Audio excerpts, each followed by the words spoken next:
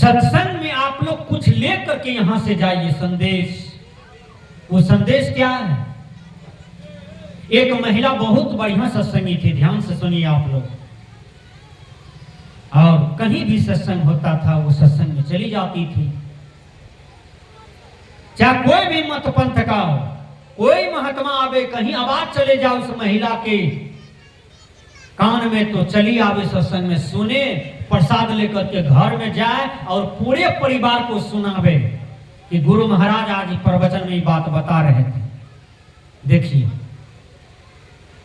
एक दिन गुरु महाराज प्रवचन में कह रहे थे कि नारी पुरुष एक मति होई, जुग जुग राज करे सोई।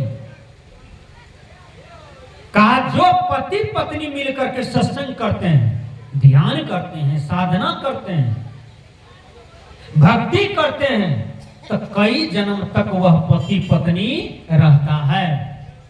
कहीं पत्नी सत्संगी है, पति बेढंगी है, कहीं दोनों मर गया बूढ़ा बूढ़ी होकर के, तो यही जन्म तक पति पत्नी रहेगा, अगला जन्म में नहीं रहेगा। पत्नी अपने कर्म से मनुष्य योनि में चली जाएगी और पति बेचारा पशु में चला जाएगा, पक्षी में चला जाएगा, 84 लाख में चला जाएगा। बाबा में ही कहते हैं आवागमन सम दुख न दूजा। इसके निवारण के लिए प्रभु भक्ति करनी चाहिए। दुनिया में सबसे बड़ा दुख है जन्म मरण का चक्कर, सबसे बड़ा रोग है जन्म मरण का चक्कर। कौ दीर्घ रोगो भव एव साधो कीमु सदम तस्य विचार एव। कहते हैं दुनिया में सबसे बड़ा भारी रोग क्या है? एक लड़का कहा हजूर कैंसर, एक लड़का कहा नहीं लकवा, एक ने कहा नहीं अल्सर। गुरुजी ने कहा कि नहीं बेटा, सबसे बड़ा भारी रोग है जन्म मरण का चक्र। जो जन्म मरण के चक्र से छुट्टी लेने का प्रयास करता है, उसके लिए एक ही युक्ति है, ध्यान और साधना। एक ही मार्ग है, ध्यान और साधना।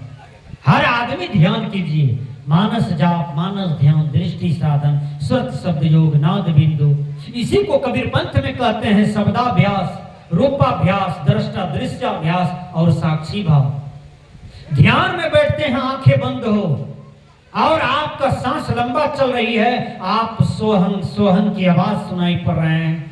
धीरे धीरे अपने मन को परखिए, आप अपने कर्म पर सुरता दीजिए। आपसे कहां कहां भूल हो रही है, होती जा रही है, उस कर्म को आप टटोलिए, उसको धीरे धीरे निवारण करने का प्रयास कीजिए। और एक दिन आदमी सीढ़ी पर पैर रखते रखते छत पर पहुंच जाता है। उसी प्रकार ध्यान करते करते एक दिन आप उस परम प्रभु परमात्मा में समा जाएंगे। उस दिन आपको दुनिया से छुट्टी मिल जाएगी और आपका जीवन रूपी नैया पार होगी।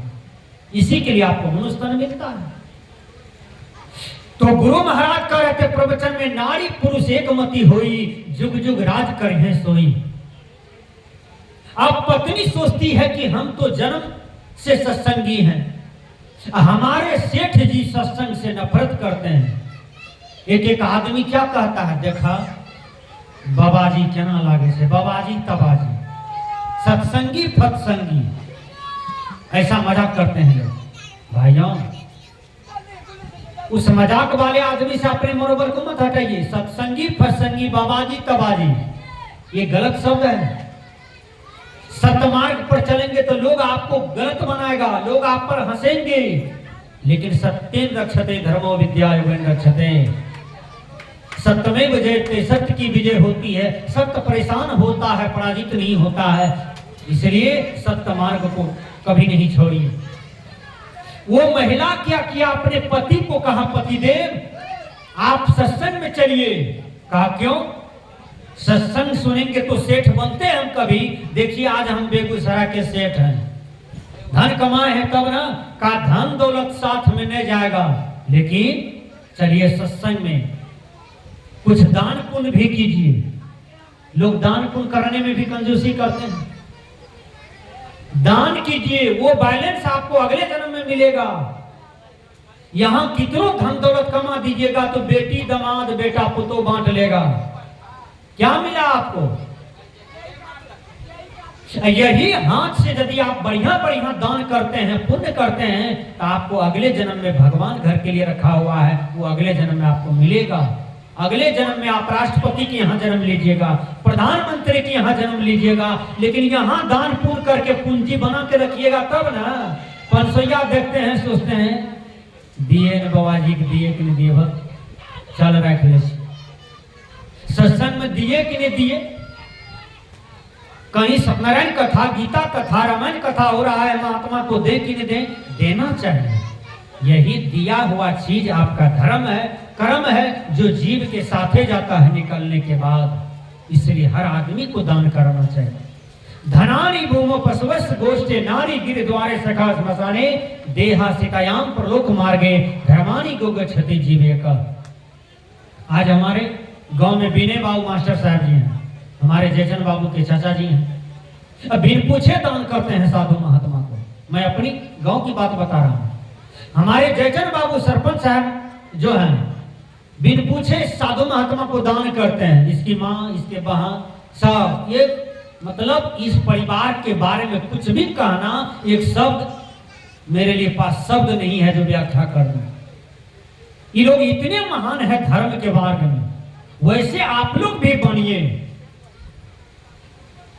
तो कहा पतिदेव सत्संग में चलिए, कहा सत्संग कैसा लगता है, कहा सत्संग मीठा लगता है। सेठ जी लोभी था, बेचारा सत्संग में आया। अब 2 घंटा सुना, मीठ लगबे नहीं करे, गुस्सा उठ गया। कहा भक्त बाबा जी बड़बड़ करता है, 2 घंटा से मीठ खोज रहे हैं, मीठ लगबे नहीं करता है। गांव वाली कह के हैं मीठ लाग, कहाँ लागे से मीठ, ओंगी लागले बेचारा के एक बागे सुइत गेले पाछू में। सुइत जे गेले, नाक जाम रहे, सर्दी रहे छै, ती दोनों छेदा जाम भए जाइ छै, बहुत आदमी सबके भए जाइ छै। केतनो ग्रीस दियो तैयो नहीं खुले छै, भयंकर सर्दी नहीं खुले छै। वो जाम हो गया था दोनों छेदा, मुंह खुला था, सांस ले रहा था वो आदमी, सो गया पीछे में। बगल में एक करिया कुत्ता था, वो दिन में जिसको देखता था सोया हुआ, धैर्य से आके गड़गड़ा दिया मुंह। इसके मुंह में भी गड़गड़ा दिया, मन हो गया धुरछैन, मन हो गया खरछैन, मन हो गया नमकीन। नींद टूटा तो कल के हे गम वाली मन तो नमकीन लागे छे, तू कल सत्संग मीठ है छे, कल के हमरा के तो मीठे छे, प्रसाद खल के मीठ हेते न। ओकरा 2 बाल्टीन पानी दल के कुल्ला करल के तैयो नहीं जाए, खरछैन धुरछैन। फिर दोसर दिन पटिया के लावलक गांव वाली, कल के चलू ना, आए बाबा बढ़िया उपदेश करते, आए मीठ जरूरे लगते। पटिया के लावलक, फिर बैठले पीछा में 2 घंटा सुने, एकरा समझे में नहीं आवे। फिर एकरा हाथी 2-4 बेर एले, फिर ही सुइत गेले घोलेट के। पूर्व जन्म के पाप से हरि चर्चा न सुहाए, जैसे जड़ की ताप से भूख की रुचि जाए। वो पूर्व जन्म का पाप था, उसको हरि चर्चा समझ में आ नहीं रहा था, वही हुआ। सो गया, वो करिया कुत्ता आया, फिर गड़गड़ा दिया। अब आरती हुई, सब प्रसाद खाया, सबका मन मीठा हुआ, और उसका मन धुरछैन खरछैन। कल के गांव वाली आए, तोरा डंटा से पीटबा, रोज पटिया पटिया के लावे छ, हमर मुंह नमकीन भए जाए छे। विचार कीजिएगा। फिर तीसरा दिन पटिया के लाया, तो घरवैया कहते हैं इतना बड़ा सेठ हमारे यहाँ 2 दिन से आ रहे हैं, लेकिन हम स्वागत नहीं कर रहे हैं, स्वागत करना चाहिए। वो कहते हैं आबू आबू सरकार, घर वाले किसको कहते हैं, सेठ जी को। आबू आबू सरकार, कुर्सी दे दिया, कहा बैसू बैसू सरकार। 10 मिनट प्रवचन सुना, उसके बाद सेठ जी उठ के चल दिया घर की तरफ। घरवैया कहते हैं मर चल दिए सरकार। 3 बात सेठ के दिमाग में जंच गया, आबू आबू सरकार, बैसू बैसू सरकार, मर चल दिए सरकार। 3 बात सेठ के दिमाग में धस गया, आबू आबू सरकार, बैसू बैसू सरकार, मर चल दलिए सरकार। ये 3 बात सेठ के दिमाग में धस गया। अब सेठ जी घर गया, घर में जहां जहां जो काम करे, जहां जहां जाए, वहां पर यही 3 बात बोले, आबू आबू सरकार, बैसू बैसू सरकार, मर चल दलिए सरकार। ओने कनिए ने ले सेठ जी के सत्संग सुन के कल के हे गांव वाले हमें तीने टा बात हमरा सुने में निक लागला। कल के की आबो आबू सरकार, बैसू बैसू सरकार, मर चल गलिए सरकार, यह तीन टा बात बड़ी बढ़िया लागला हे गांव वाली सुने में, हमरा तो मन से जाइए नहीं रहा छ। कल के अच्छा तब तो लिंक पकड़ के सेठ जी आप देखियो सेठ जी जन है जा यह बात बोले खा पी के सुत गले। 12 बजे रात में नींद टूटले सेठ जी। सेठ जी ख्याल पारे की सुनने रहिए भूल के लिए सुतलिए आप याद पर हेबे नहीं करे। चोरबा सब चोरी करे निकल रहे सेठे जी के घर में सीन काट रहा रे पाछू में। सीन काट के जेहने कोठी लग गेले तो सेठ जी के याद आबि गेले एक टा बात, आबू आबू सरकार, जोर से कहे छे आबू आबू सरकार। चोरबा कहे छे अरे बाप रे कने से देखी लेल के सेठ जी। सारा चोरबा बैठ गया कोठी के बगल में। जब बैठ गया तो सेठ जी को दूसरा बात याद करना था। एक बार याद आया, कहता है बैसू बैसू सरकार, बैसू बैसू सरकार। अब सब चोरबा कहता अरे बाप रे बाप ये तो सही में देख लिया है सेठ जी। कल के एक काम कर भाग, नहीं तो कपार पर उखड़िए समय फेंक तो चूर चूर कर तो भाग। सब चोरबा भाग करके घर गया एक दम में। सेठ जी कहते हैं तीसरा बात, मर चल गलिए सरकार।